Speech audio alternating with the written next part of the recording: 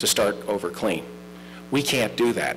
There's actually no provision under the federal bankruptcy code for a state to go bankrupt. New York City did it, but they had the state to bail them out. No one's going to bail us out. So that's a long-term problem. Now, the good news is we have probably 20 or 25 years to work our way out of that problem, but it's still a very, very serious problem.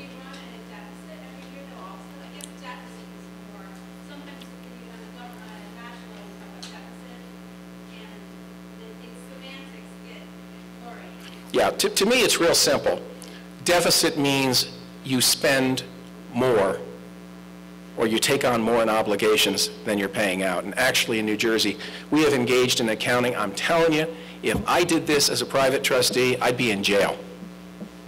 Because we have literally, I've watched year after year as we've foofed the figures. And we have basically funded the deficit 2 or 3 different ways. One way is we've pushed it into debt. McGreevey did that repeatedly. And the sin was he had run against that kind of abuse. The second way you can do it is if you don't fund the unfunded pension liability, if you're not paying in your rateable share each year, in effect, you're borrowing against the pension funds. And we've done that for year after year after year. And the result is simple, $5 billion to $40 billion in debt and an exploding pension obligation. So you can see where they have pushed the extra spending. It has been easier for governors and legislatures to do that and to approve that than to bite the bullet. I'm here to tell you, there's no more room to fool around. We got to do it right, and we have to start immediately. I am not proposing what I call stupid cuts. I am proposing impounding funds immediately upon taking office, then zapping what I call the low-hanging fruit, and I'll give you just 2 examples. Distressed cities, which was supposed to be a temporary fund, and has now grown to an annual $150 million expenditure. It's just a political gift. And then UEZ tax subsidies.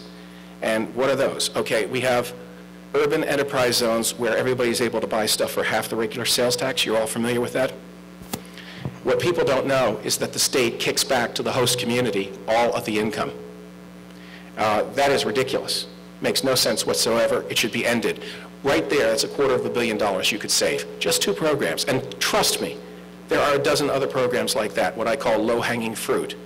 And once you do that, then the third step is you use the line item veto that the governor has to zap port spending, which, by the way, has run as high as $400 or $500 million in some budgets.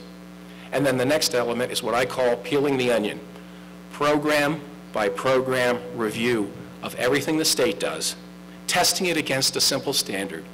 Is this a core constitutional, is this a core public responsibility? If it doesn't meet that test, then we really have to ask ourselves, why are we funding it? So those are the things that I would do as governor. And by the way, nothing that I have just proposed requires legislation. I want you to listen as you go through this campaign. And when you hear somebody tell you, I'm going to lower taxes, understand that requires legislation. No one can make that promise in good faith. I'm going to institute the fair tax or a flat tax. By the way, I'm not saying they're not good ideas. They may be great ideas. I'm just saying that no governor can do it on his own or her own. It requires an act of the legislature. I know. And when I hear enough of these things, I kind of ask myself, well, wait a minute, are you running for governor or are you running for the legislature? Same problem the Supreme Court has. They suffer from branch confusion, not knowing what their responsibilities are. Again, it's a wonderful exercise. By the way, thank God I live in a country where even if the odds are stacked against me, I have the freedom to do this and to make this run. It is a wonderful experience. And I urge you all to get involved in public life. The old joke, the old saw about democracy not being a spectator sport is really true. And understand there is a very small group of people who are more than happy to have you be the sheep in their pasture. And they will be the wolves. You can change this. The people in New Jersey could change it this year. The problem is the almighty dollar plays too large a role in politics, and it decides who can get to your door and who can put the mailer in your door and who can go on cable television and buy ads. but listen carefully to what they say. Listen to their words. Words matter. And the fact of the matter is, listen to the promises and ask yourself, is this something the person can deliver?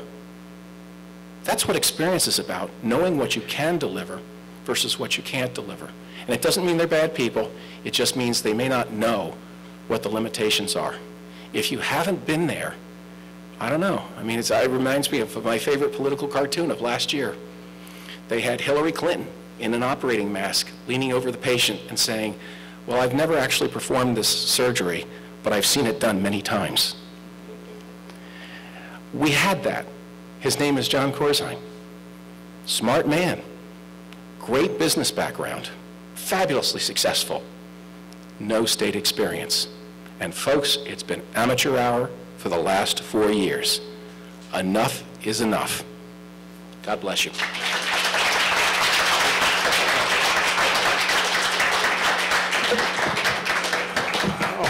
On behalf of all of us, thank you, Rick. We want you to keep on running, okay? And they say that understanding the problem is the first step in doing something about it.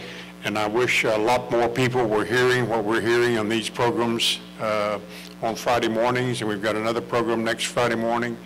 And hope you'll all be here and bring a friend and let people know what's going on here. But thanks again, and good luck. Okay. You have been watching a presentation of RoseNet TV, an internet TV channel for the Borough of Madison, New Jersey. RoseNet TV is a private enterprise operated independently of the municipal government of the Borough of Madison, New Jersey. Any views expressed herein are solely the views of RoseNet TV and do not represent the views of the municipal government of the Borough of Madison.